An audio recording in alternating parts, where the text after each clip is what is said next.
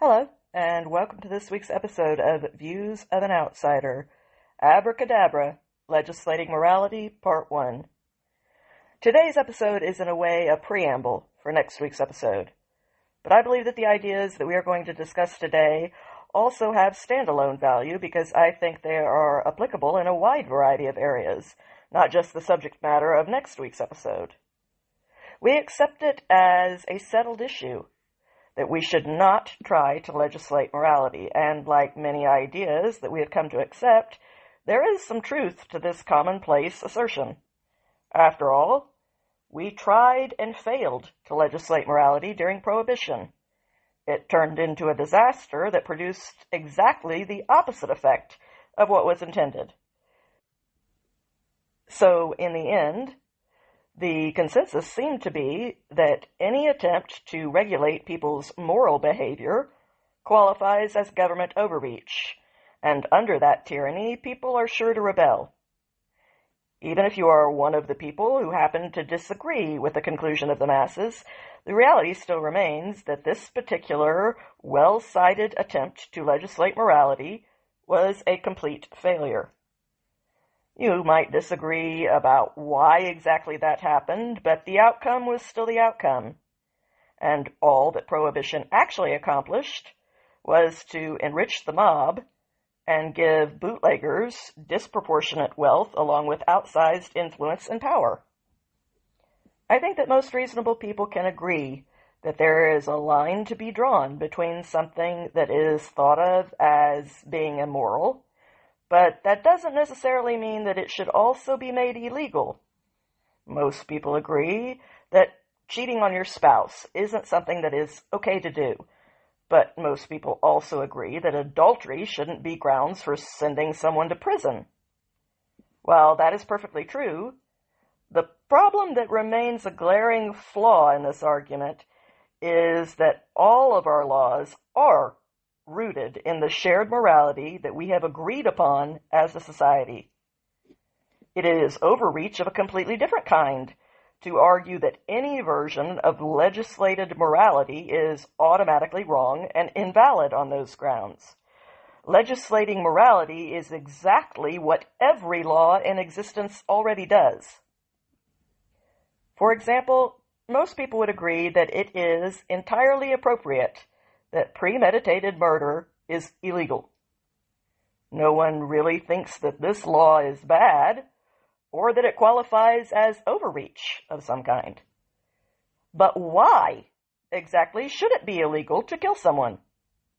Because it is morally wrong to do so, even when there is a rational justification for wanting to.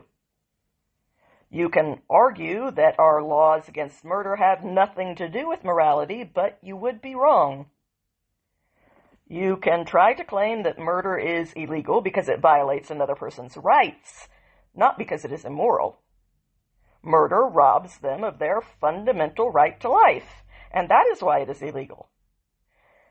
Many people today seem to believe that the only actions that should be against the law are the ones that infringe on the rights of someone else. But why exactly should we care about violating someone else's rights? Why should doing that be illegal? If right and wrong play no role in our laws, and someone can physically get away with murder, then why shouldn't they be allowed to? Because the loss of their victim's unalienable right would negatively impact that person. So, why should we care if someone else is impacted in a negative way by something we do? Because every person is equally valuable under the law, and we should care about each other. But why? Why shouldn't I matter more to myself than another person does? Why should I allow a concern for someone else's well-being to matter more to me than what I happen to want right now? Because if we were each just out for ourselves to that totally dysfunctional degree, then the fabric of our society would disintegrate completely. But why should that be my biggest concern? If I were to personally have no moral qualms about killing someone, assuming that I wanted to, then why should I care about the kind of society that acting on those desires would create for everyone else? You could argue because someone else could then do the same thing to me, and I might end up murdered. True. But isn't that my problem to deal with? Why should any of that be addressed by passing laws?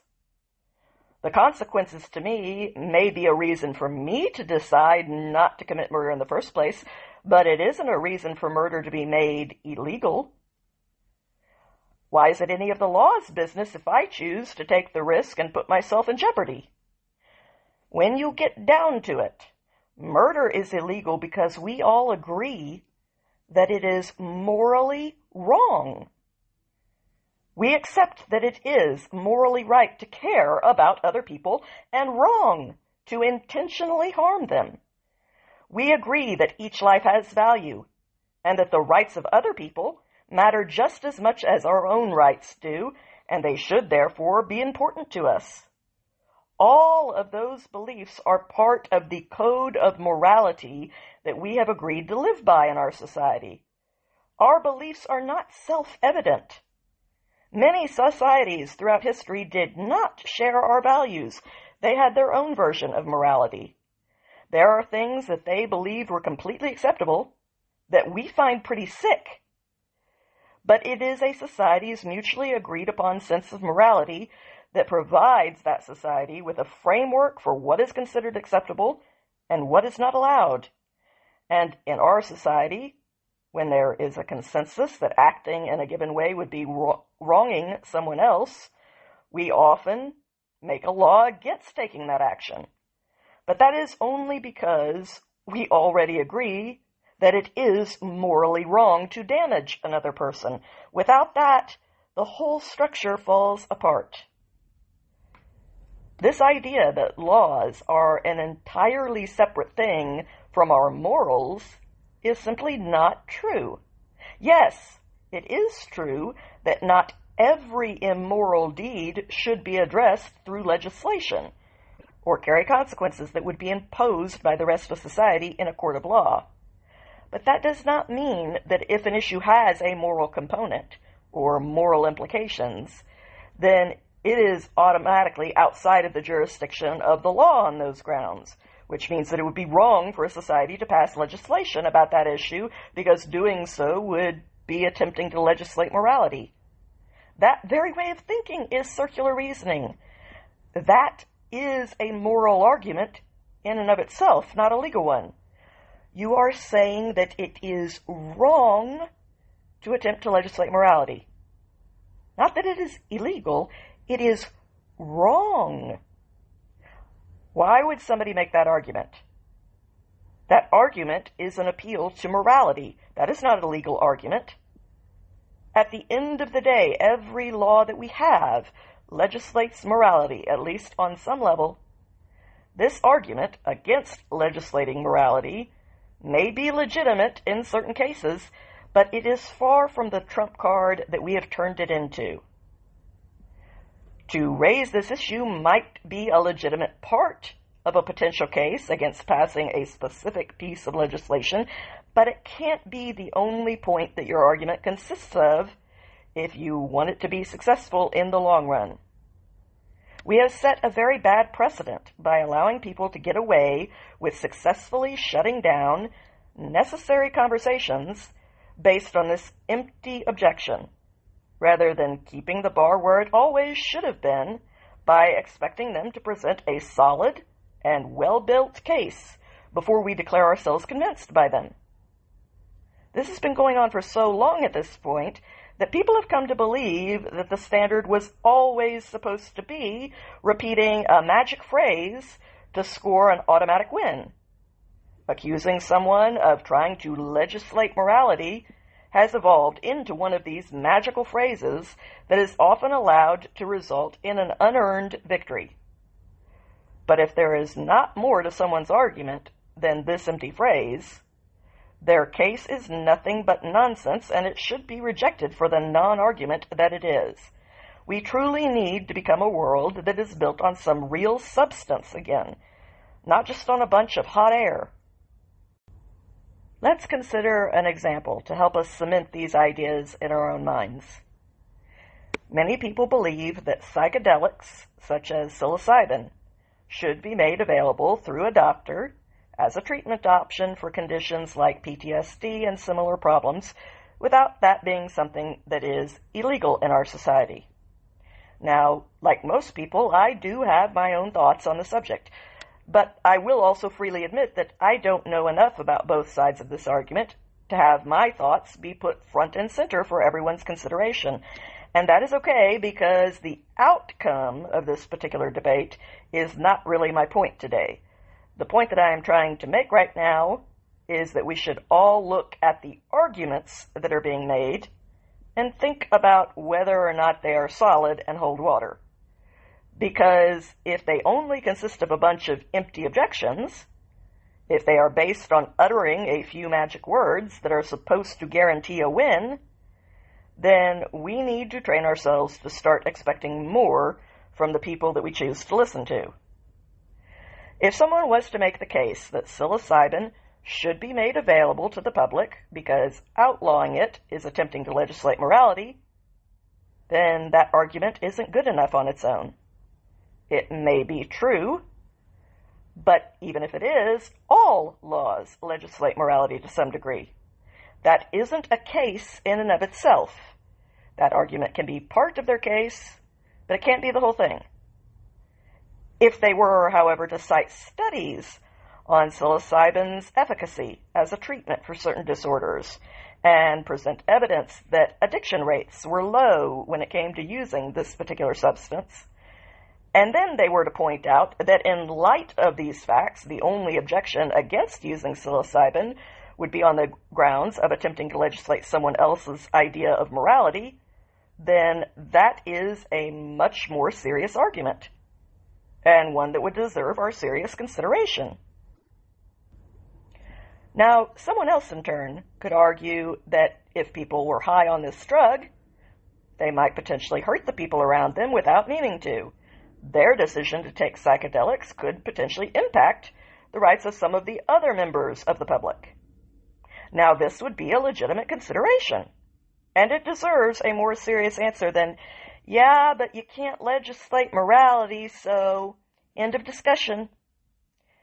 A serious response would be to make the case that the same would also hold true for alcohol. If you get drunk and then you decide to drive, you could potentially hurt someone, and if you do, then you will be prosecuted for that crime. True, the damage is already done at that point because an innocent person has already been impacted and harmed, possibly seriously, but we still don't ban alcohol for everyone full stop on those grounds. So why should we have a different standard for psychedelics? Then the person who was making the case for outlawing psychedelics would have to actually outline how the use of psychedelics is different than the use of alcohol if they wanted to build a case for why those two categories of intoxicants deserve to be treated in different ways. Another argument that could be made against legalizing psychedelics is that we don't want to end up living in a world where everyone is high all of the time and no one goes to work or does anything productive.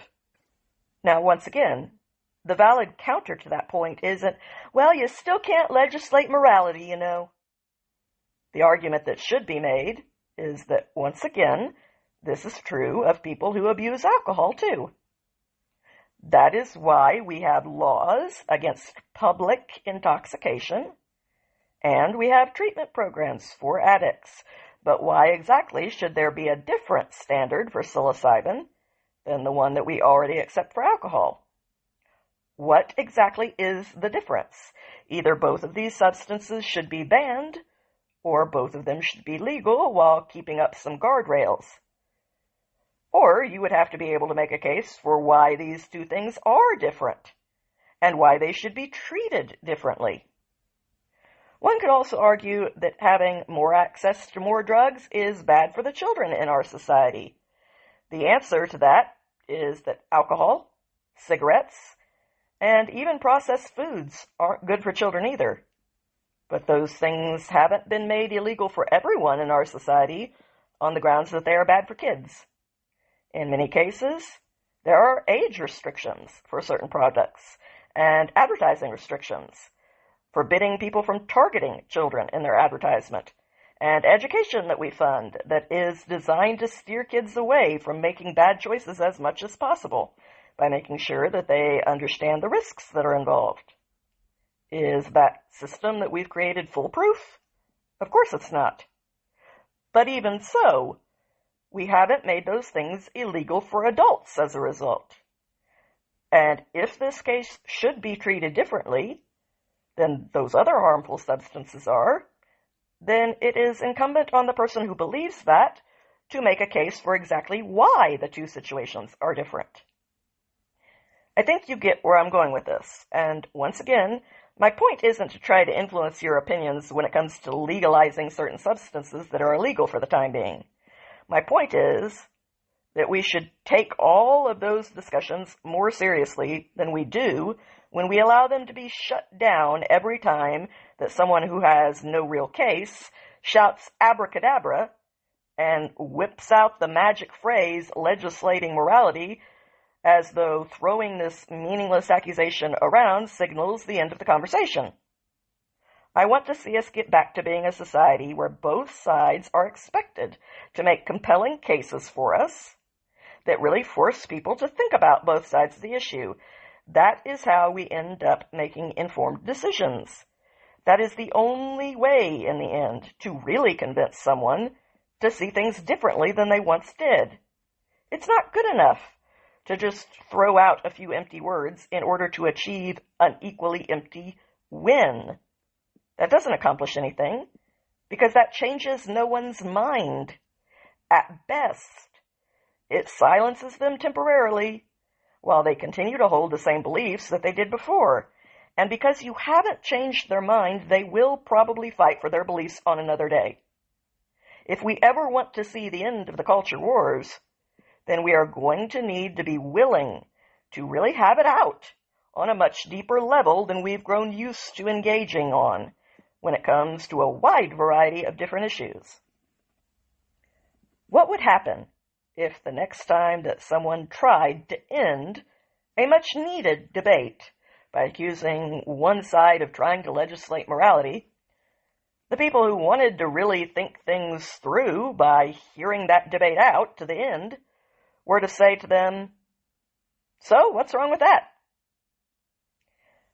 Can you imagine what would happen if the people who rely so heavily on these magic phrases were expected to actually defend them? What kind of case would they be able to make if they had to actually convince everyone that legislating morality is a bad thing to do, and they had to rationally explain why? What if people were expected to defend their positions instead of just taking them? Can you imagine how much BS could be immediately discarded that way before it had a chance to take root and do damage? The same would hold true for a lot of other phrases that are regularly used as a substitution for making a real point. What if you had to do more than just call something racist when you disagreed with something that someone else was saying? What if it was understood that after you call someone a racist, you would be expected to actually build a convincing case for exactly how that person or that policy qualifies as being racist? The next time someone makes an argument that it is transphobic to not allow biological men to compete in women's sports based on the way that they see themselves, what if that wasn't the end of the conversation? What if they were expected to then make a case for exactly how that policy qualifies as being transphobic and inherently rooted in the hatred of trans people?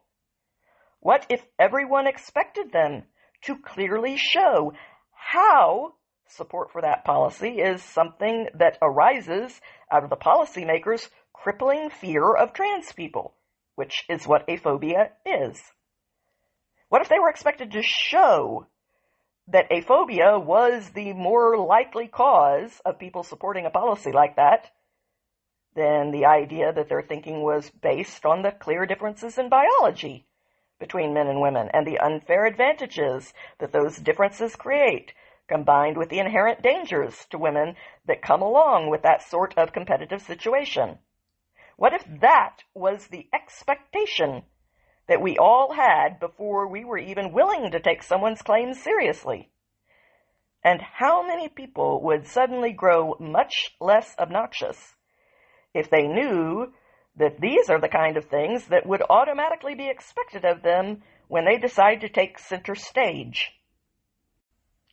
One of the fundamental problems facing our society boils down to our own lack of respect for language. Our words matter. They are meant to be precise for a reason. It may be convenient for people who have fuzzy arguments to muddle our language into equally fuzzy terms in order to mask the shortcomings of their own beliefs. But this short-sighted trade-off that they have made in order to secure a cheap and temporary victory has had some major consequences attached to it for everyone. For example, in our society, we tend to conflate the concept of that which is legal with that which is moral. We also tend to conflate the idea that when something is consensual, it is also acceptable. But we have different words for those ideas for a reason. These are different things. You can consent to something that degrades you as a person who has a soul that is vulnerable to mistreatment. It is perfectly legal for you to make the decision to do that to yourself, but just because it is consensual, and therefore legal, that doesn't make it healthy or moral. Celebrities often get sucked into lives that center around acts that are not only immoral, but often downright disgusting. And as a result, they are known to be some of the most notoriously damaged people on planet Earth. This human proclivity for engaging in acts of self-harm when we are in certain environments is often perfectly legal for people to do. But that doesn't make it good that they are doing it. And the people who decide to willingly participate in degrading acts against themselves as human beings, as they damage a part of their core soul, are definitely consenting to this, but that doesn't mean that it is good for them. You can consent to eating ice cream for every meal that you ever have, but that doesn't mean that doing so is a good decision, or that it is going to make you feel good afterwards. Just because something is consensual, that doesn't necessarily make it harmless or consequence-free. But many people seem to, at least subconsciously, believe that it means exactly that. And then life often teaches them some very cruel and confusing lessons to the contrary. A lot of this is because we have allowed malicious people to take concepts that were once clearly defined and understood by everyone and blur them into a thick haze that many young people are now completely lost in. And it is our job to flip on the floodlights so that we can penetrate through that fog and find the lost souls who desperately want some help, so that we can offer them a fellow human being's hand to grasp. When consent is lacking, that is, of course, a major violation of both morality and law. But consenting to something is not in and of itself enough to make you feel good about what you've chosen to do. And it is a mistake to believe that it is. Human beings are more than the sum of their parts.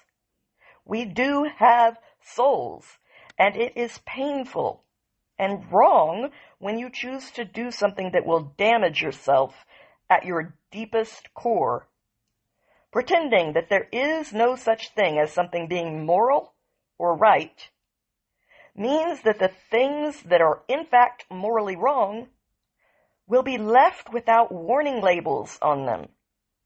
And that leads a lot of people who believe that morality is just a construct down a road where they will end up engaging in things that will damage them. That collateral damage is less likely to happen in a world that allows everyone to make their own choices, but also is made up of a society that is still capable of defining right and wrong clearly.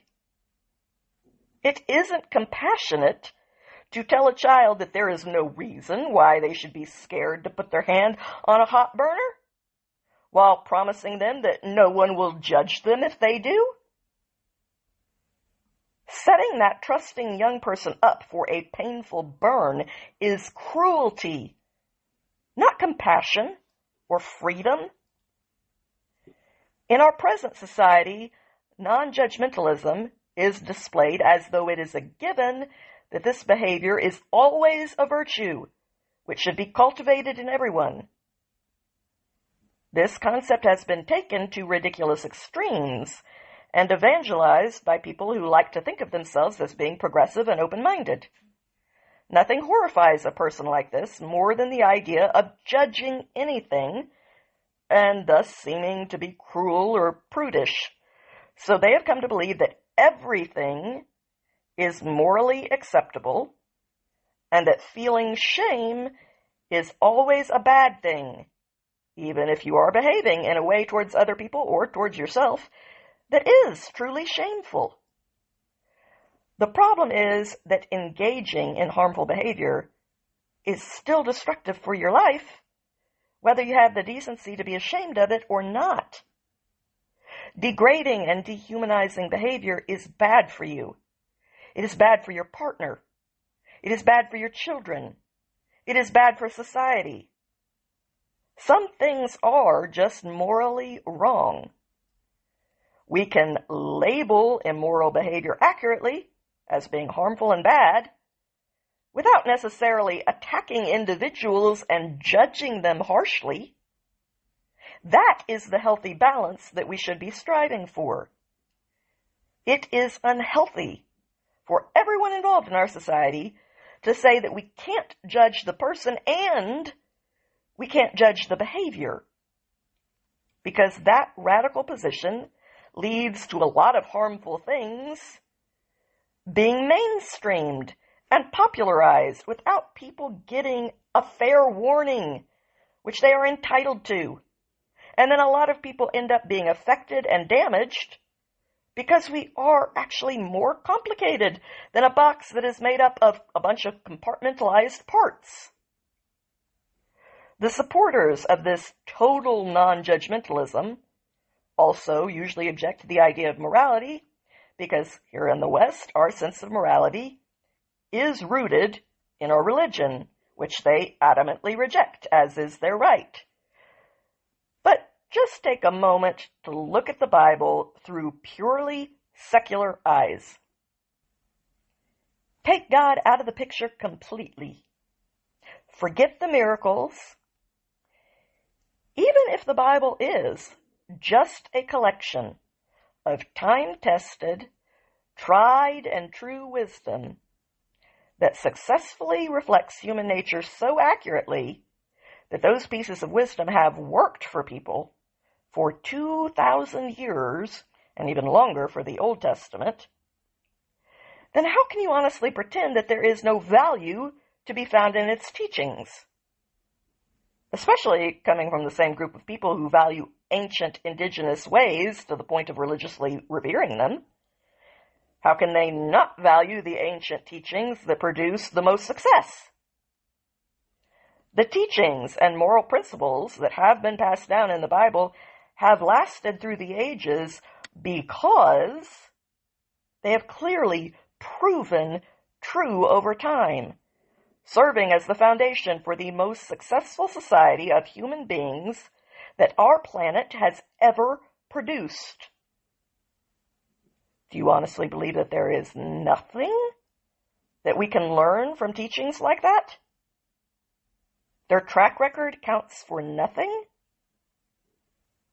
Do you actually believe that you were born that superior to the ancient people who came before you? Because I don't. Valuable information comes in a variety of forms. Part of the useful data that is available to us is the wisdom that we have the privilege of acquiring from the past. That is the reason why we bother to study history. That's why the military still studies the strategies of battles from the ancient world. Why would morality be any different? We are meant to assess it, just like we do the rest of history, taking some things and leaving some things. If every generation has to reinvent the wheel for themselves from scratch, rather than accept anything that Grandpa happened to learn and pass on to you, that's how you end up with a generation that is as lost as so many people in this one are. It's disorienting when you can't find solid footing because it's all been thrown away. But it doesn't have to be this hard if you don't want it to be. Was Grandpa infallible? No. But maybe Grandpa knew a few things that were worth knowing. And maybe you shouldn't make life any harder on yourself than it has to be by assuming the default position that you should discard everything that he had already figured out in his life, instead of assessing it and building on it where appropriate. Consent isn't everything. We just treat it like it is. That is one of the reasons why consent has suddenly become so complicated.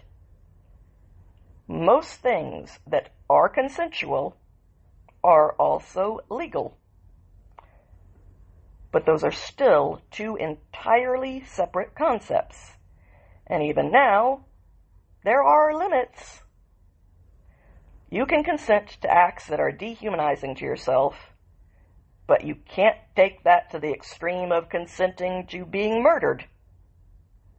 Even if you were to theoretically consent to being shot in the head, it would still be illegal for someone to do that to you, and they would face murder charges for doing it. Additionally, there are many things that a child cannot consent to, such as abuse, even if they were to agree to it at the time, theoretically. Agreement isn't the same thing as consent, because consent depends on a certain degree of competence and being informed. That is why the ability to consent is also limited when it comes to someone who is significantly impaired mentally in some way. But all of these concepts have been deliberately blurred into each other as our society has abandoned the very precision in our language that would have effectively prevented all of this. Our lack of insistence on solid precision in our disagreements, or when it comes to people who are making new assertions, has left so many good people wandering around in a barren wasteland that has no landmarks and is therefore extremely confusing. This tragic mistake has not only left so many people lost, it has also robbed many of them of their voices. They have never been given the words to express what they are experiencing fully. For example, women who consent to something that degrades them and that damages the way they feel about themselves, in order to not be accused of being a prude, often struggle to cope with those feelings afterwards. But because of the problems in our now muddled language, they often mistakenly try to place their confusing experience within the framework of consent. They try to rewrite history and find a flaw in the recent transaction that will allow them to explain their feelings by nullifying the consent that they previously gave. They've been trained to believe that the only factor that makes something right or wrong, good or bad, is to be found in the context of whether or not it was consensual. And since they feel very wrong and bad about what they consented to, they believe that the consent must have been faulty in some way. That is the only context in which they can explain their completely valid feelings of regret. So they seek to retroactively piece together a narrative that is plausible enough to invalidate the consent that they gave, all so that they can explain to themselves the results that they are now experiencing. They feel bad about their decision, and they therefore mistakenly believe that the consent could not have been valid in the first place, or they would not be feeling bad. Once they believe that there was no legitimate consent, then they often honestly convince themselves that something illegal also took place. When there is a true lack of consent, concluding that what happened was illegal would be true. But in a case like the one that I first described, this conclusion is a mistake, and one that comes as a result of blurring several separate and distinct concepts into one another. When you consent to something that is immoral, it damages you. That damage will make itself known in some very uncomfortable or even in some downright painful ways. That pain, just like physical pain, is designed to save you. If you put your hand on a hot stove, you will feel an intense, searing pain. But why? Is it a punishment? No. It is your body's way of trying to get you to stop doing whatever you are doing before you permanently destroy your own hand. People who are incapable of feeling pain usually end up dying prematurely because they have no early warning system that is there preserving their body from harm. Similarly, when you feel emotional pain, there is a reason for it. That doesn't mean that you deserve it. It means that the pain is trying to tell you something. There is something that needs to be addressed and maybe changed. Otherwise, it will permanently damage you. Degrading yourself damages you, whether you consent to being degraded or not. Consent is an entirely separate issue from that which is harmful or moral.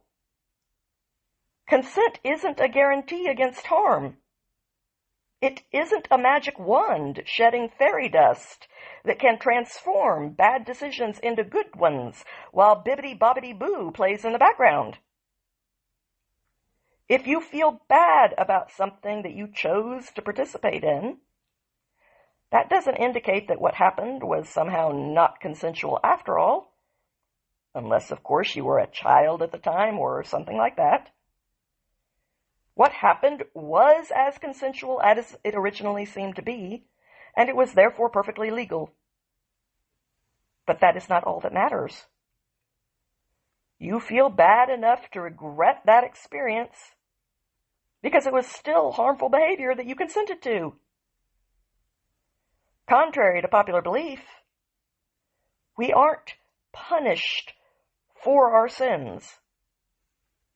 Sin is ultimately the same idea as aiming poorly. We are warned against sin because sin is its own punishment. When a loving parent warns their child not to touch the hot stove, that isn't a threat. It's a valid warning. Now, if the child touches the hot stove anyway, they will burn themselves. But the horrible pain that the child will experience at that point isn't a punishment that is being inflicted on them by the parent for disobeying them. The pain is the very reason that they bothered to offer a warning in the first place.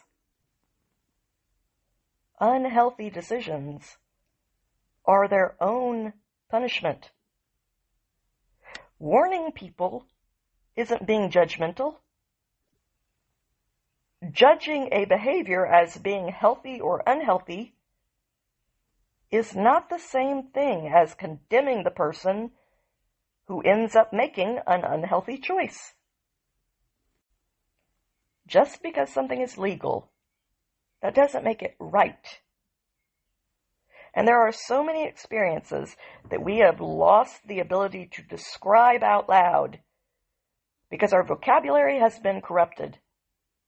We have allowed our words to be mangled and twisted to the point that we have all started conflating very different words that were originally meant to describe very different things. Doing this might have been convenient in the short term for the people who took some very messy positions when it came to some very vague ideologies. But winning an unimportant battle that is now in the past has led to a destructive and prolonged war that we call the culture wars. In life, there is no such thing as a free lunch. Every decision has a price tag attached to it, for better or for worse. And the decision to destroy the whole purpose of language, which is to communicate clearly with each other, has a hefty price tag attached to it. It has left us all alone and lost. So yes, it is true that what is legal and what is moral are often two very different things. But it is also true that what is illegal was made so by the laws of man precisely because of how severely it violates the line of what we consider to be deeply immoral. Our laws against murder, against rape, against theft, against violence, etc., are all illegal because we have agreed as a society that those acts are deeply wrong. If we actually believed that they were morally acceptable or even neutral, then they would also be legal. In other situations, we have decided that even though something is clearly immoral, such as adultery, stripping, or using a derogatory slur, even though we agree that these things are not morally right, we have also decided that they should not be dealt with by passing a law against them. Not all hot tubs are jacuzzis, but all jacuzzis are hot tubs. Not everything that is immoral should also be illegal. But everything that is illegal is against the law because it is considered to be immoral. Morality is the framework. The law is just one of the tools that we use within that framework. But the law is not our only tool, and we don't use it in every case. So some of our laws may need to be revisited. Perhaps there are things that are currently illegal that upon closer inspection are not actually immoral. Or they may be immoral, but not in a way or to a degree that would justify their being illegal. Perhaps there are other things that we legally allow that we should not, because the severity of their immorality carries consequences that are too damaging for us to ignore.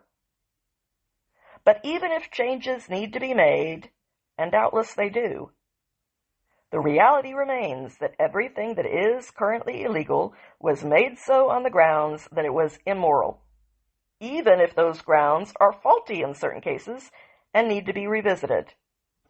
So the position that we cannot or should not legislate morality is too unsubstantiated and ineffectual of an argument to be taken seriously anymore, or accepted as being automatically true. The only version of that argument that is not completely vapid is that we should not fix all moral issues with legislation, because that tool is not appropriate for everything. That's why toolboxes contain a wide variety of tools, and not just one. And that is why it is important to have a culture that isn't afraid to attach warning labels to things in the form of acknowledging morality. The ability to attach these warning labels is important for the issues that it would be inappropriate to handle with the tool of the law. Today's discussion was meant to lay the groundwork for the subject of next week's episode. When it comes to both our legislation and our language, there are so many areas in which the ideas that we have discussed today need to be applied. But having this discussion was necessary before we take on next week's subject matter, because the people who oppose all legislation surrounding this issue often do so on the grounds of two claims that they like to make. The first claim is that any laws that might be passed about this particular subject would infringe on the right to have freedom of speech, which is not true in that case.